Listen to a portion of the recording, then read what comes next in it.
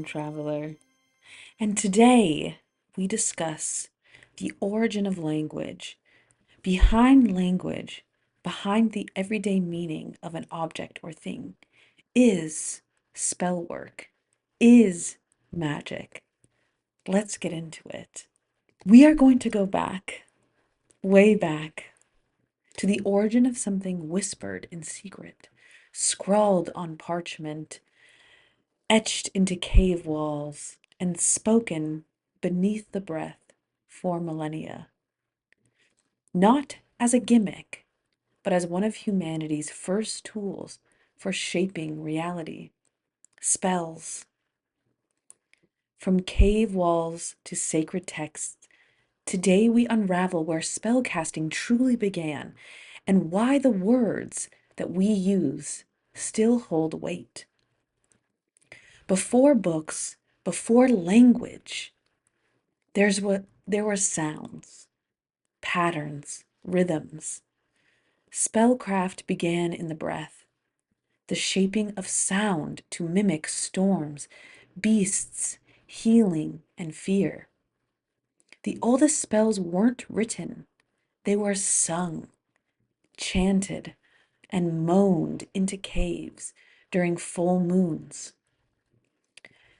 There was Paleolithic rituals, sorcerers calling in lightning, calling in rain, mothers whispering protection over their children. To cast a spell was to name what you feared or to name what you desired. Naming was power. To name something was to evoke its essence. Then came symbols. The first written spells appear on clay tablets from Sumeria over 4,000 years ago. In Mesopotamia, priests inscribed incantations in cuneiform to banish demons, cure illness, or to summon favors. In Egypt, spells were inked onto the walls of tombs to protect the dead and to instruct them how to progress into the afterlife. Writing made spellcraft portable and dangerous. Once a spell was written down, anyone could use it or misuse it. In ancient Greece, logos meant more than just speech. It meant divine order. A well-spoken word could rearrange the cosmos. In the Hebrew tradition, the true name of God was unspeakable, not because it could be known, but because to speak it was to invoke uncontainable power. An incantation was the intention plus a vibration, an unparalleled power through speech itself.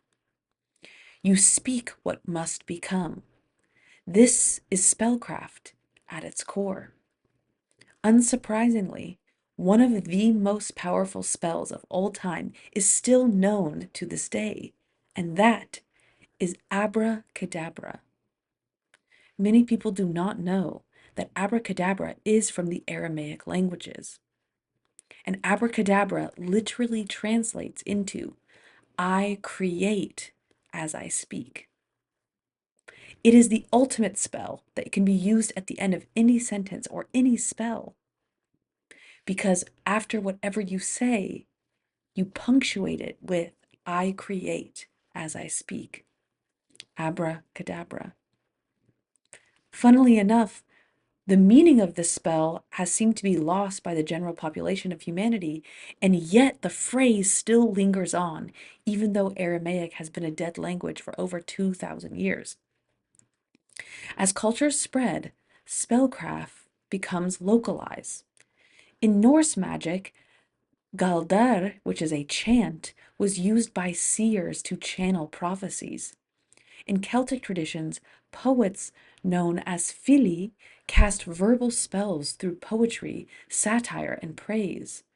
A curse wasn't a potion, it was a poem that stuck in the energetic vibrations of reality. Words could bless cattle, ruin kings, or soothe children. Then came the crackdown. With the rise of Christianity, many older spells became outlawed. But ironically, prayers, blessings, and psalms served the same purpose. A prayer is a spell with different branding. Holy water replaces sacred herbs. Latin replaces ancient tongues. The structure remains. Words shift the unseen. Witch trials weren't just about herbs and hexes. They were about unauthorized words, unauthorized actions from the ancient world. Today, spellcraft is more alive than ever.